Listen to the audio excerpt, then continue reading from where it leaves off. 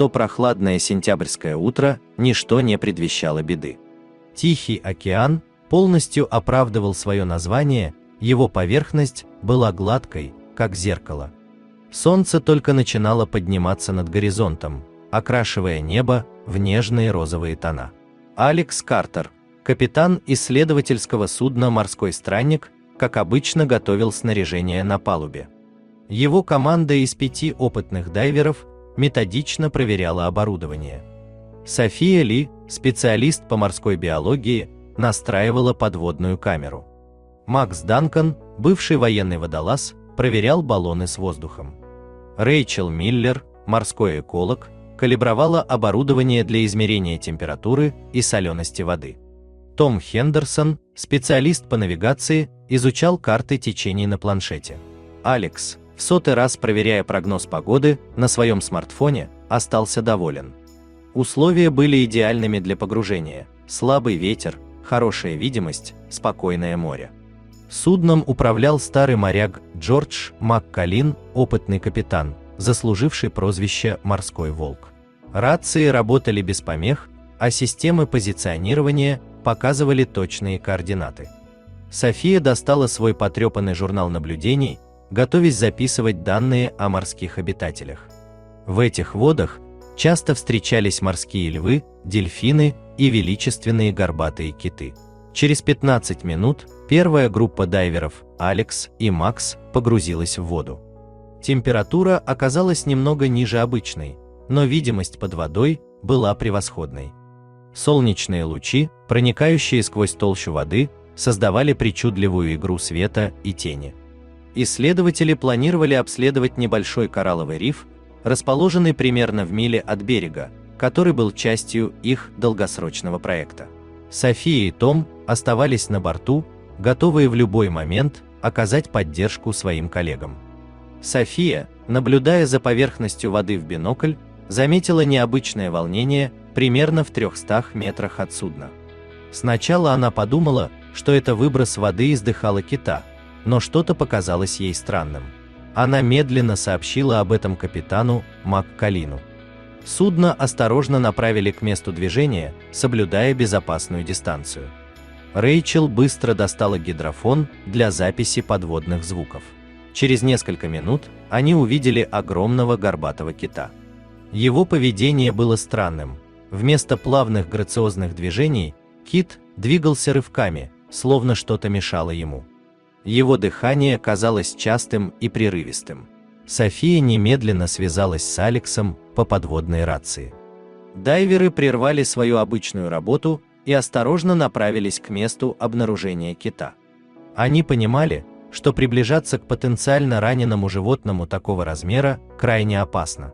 Тем временем на борту судна Рэйчел готовила спасательное оборудование: специальные ножи для резки веревок, подводные фонари повышенной мощности и страховочные тросы. Том связался с береговой охраной, чтобы сообщить о ситуации и запросить поддержку. Когда дайверы приблизились к киту, их сердца замерли. Перед ними было величественное создание, опутанное сложным переплетением рыболовных сетей, канатов и цепей. Массивный якорь, зацепившийся за сети, медленно тянул животное вниз. Алекс осторожно приблизился к голове кита, стараясь оставаться в его поле зрения. Он знал, что горбатые киты обладают отличным боковым зрением, и важно было, чтобы животное видело его приближение. Макс держался чуть позади, готовый в любой момент прийти на помощь. Когда их взгляды встретились, Алекс почувствовал, как по спине пробежал холодок. В огромных глазах кита читались боль и явная просьба о помощи. Животное слегка повернуло голову, словно пытаясь лучше рассмотреть странное существо перед собой. Алекс медленно поднял руку, показывая киту пустую ладонь. Этот жест, который он использовал при работе с дельфинами, оказался интуитивно понятным и для кита. Тот лишь слегка шевельнул плавниками, поддерживая положение в воде. На помощь прибыли София и Рэйчел с дополнительным оборудованием. Они начали методично фотографировать сети, чтобы лучше понять структуру этой смертельной ловушки. Том, оставшийся на борту, координировал действия команды, и поддерживал связь с приближающимся судном береговой охраны. Первым делом нужно было определить наиболее опасные участки сетей. Макс занялся якорем, пытаясь понять, как лучше освободить его от сетей, не потревожив кита. Вес якоря составлял около 1,5 тонн. Рэйчел начала разрезать сети вокруг грудных плавников кита. Эта работа требовала особой осторожности, так как веревки глубоко впились в кожу животного. Каждый разрез она делала медленно, стараясь не задеть чувствительную кожу. Вскоре прибыло судно береговой охраны. На его борту находились ветеринар-доктор Эмили Паркс и дополнительные спасатели. Они начали развертывать оборудование для подъема тяжелых предметов. Эмили спустилась под воду, чтобы оценить состояние кита. Она обнаружила глубокие раны, но ни одна из них не угрожала жизни животного. Команда разработала план действий. Сначала освободить голову и дыхало, затем последовательно избавить тело от сетей, оставив работу с якорем напоследок. Алекс взял на себя сложную задачу извлечения веревок из пасти кита. Он медленно приблизился к голове, мягко разговаривая с животным через регулятор. Кит, казалось, понял его намерение. Он приоткрыл пасть, позволяя осмотреть запутавшиеся внутри веревки. Работа по извлечению заняла почти час. Все это время кит оставался удивительно спокойным, лишь изредка слегка шевеля плавниками. Когда большая часть сетей была удалена, команда сделала короткий перерыв для смены баллонов с воздухом. После этого работа продолжилась. София и Рэйчел продолжили резать сети, используя специальные ножи. Макс и спасатели береговой охраны подготовили надувные понтоны, чтобы облегчить подъем якоря. Спустя час якорь был отсоединен. Кит, почувствовав свободу, начал осторожно двигаться.